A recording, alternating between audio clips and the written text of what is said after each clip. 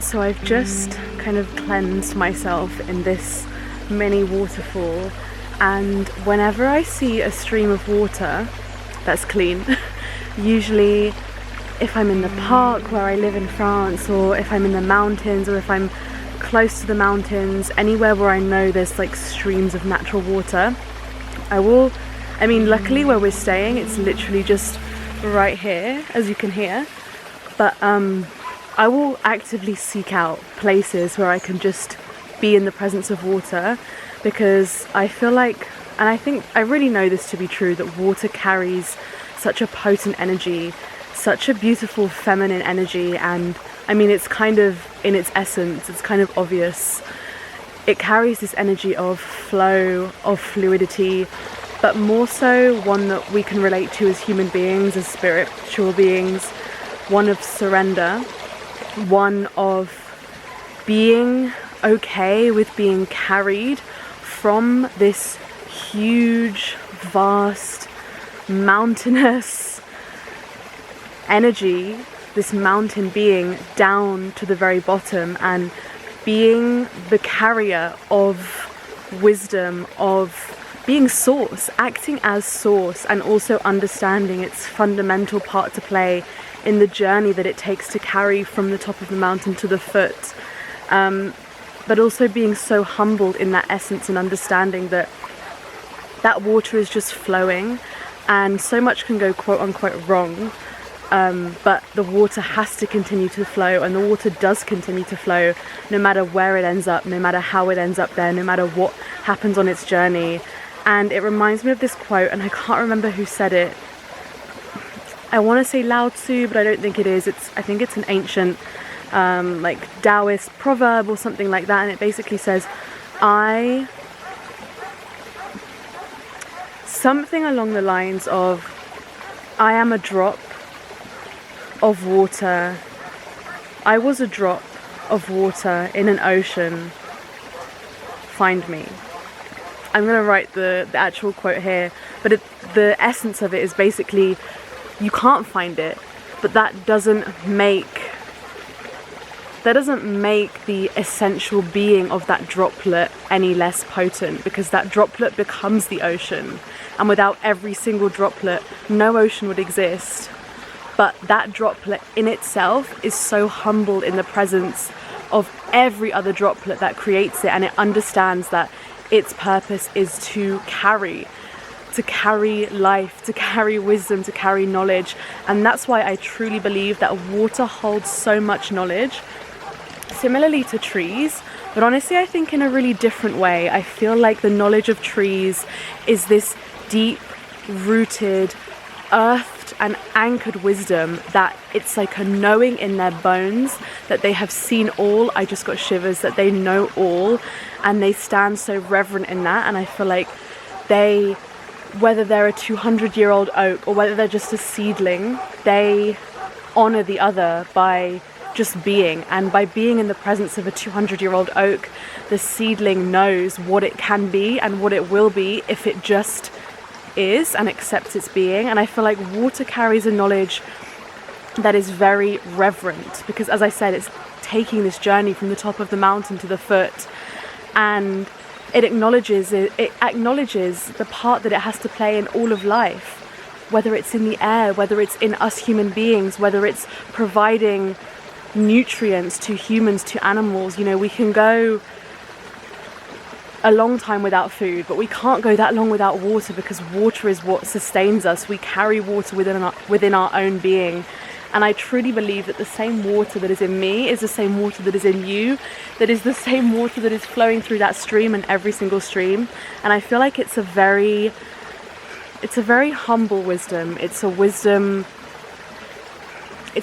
of letting go, because it sounds so crazy, but as I'm watching this waterfall here, it looks like I'm watching the same waterfall, but every millisecond it's constantly new water, and it's all doing the same job, and yet each droplet is so unique, and it's part of the whole, and it is the whole.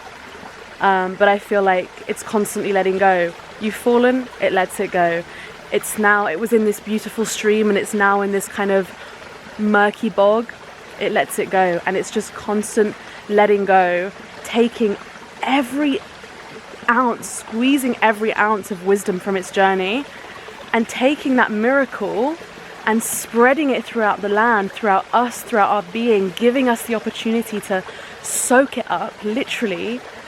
But it lets it go, and it understands that once that drop has happened, once it's made that ripple, it doesn't need to carry that information, but it just trusts that that ancient sacred knowledge has rippled out.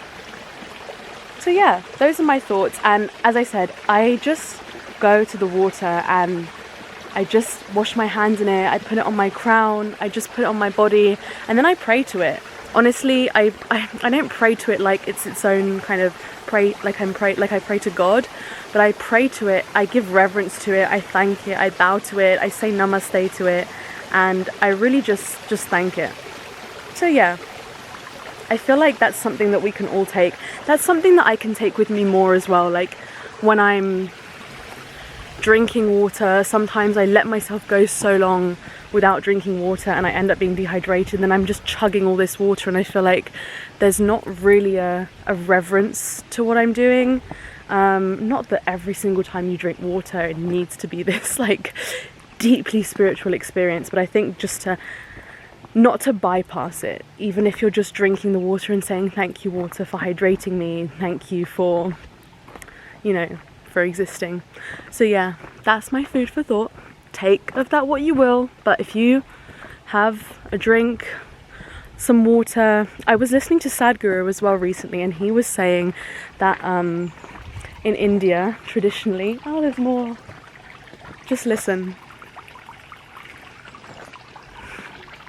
In India traditionally, the mystics would teach that you drink water with two hands to show your reverence for it, to show that you, in that intention of picking it up with two hands, your cup, your glass, your bottle, whatever, you are setting the intention automatically just in that ritual. Yeah, you're ritualizing it. You're making a ritual out of the drinking of the water, picking it up with both of your hands, embracing it, acknowledging it, having reverence for it, and then acknowledging that from that you're going to nourish and nurture yourself with it.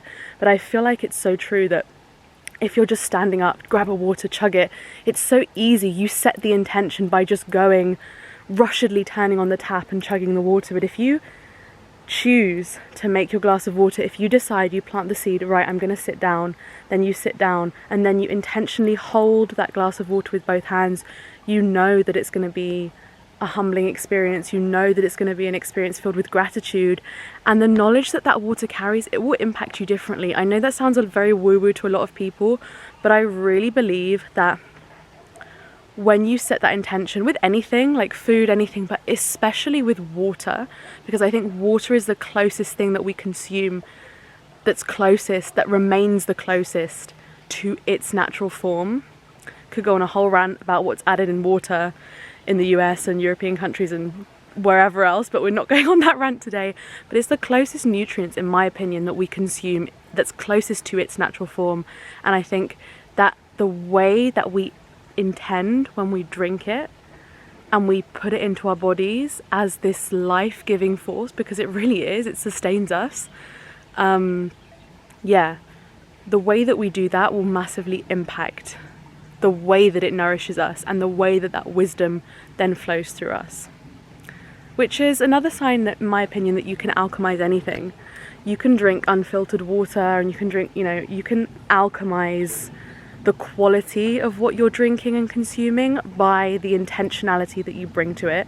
Obviously that doesn't discount clearly from better quality sources. Like if you're drinking stream mountain water, or if you're drinking kind of unfiltered water, obviously there's a difference. But I think, you know, I'm a strong believer that you can be meditating and doing yoga every single day, and you can be praying every single day, and you can be the most religious person, but you can lack integrity, you can be spiritually bypassing all the time, you can be refusing to go within and do the shadow work, you can be hostile to people of other beliefs than you, and you can very heavily identify and attach your sense of self to the practices that you're doing, rather than acknowledging everything is God, Every moment is a prayer. Every breath is reflective of your connection to yourself. So yeah, that was a little unexpected rant, and that finished at 10:10. So I hope you enjoyed this. This wasn't planned to be a fill video. I was gonna add this into my vlog, but when I was filming the water and filming the stream, I don't know, I really just immediately felt everything flood through me, and it all just downloaded to me in that moment. So I really hope that you resonate. Please let me know if you do. Let me know if any of these esoteric ramblings resonate with you, but many more to come, I can assure you of that.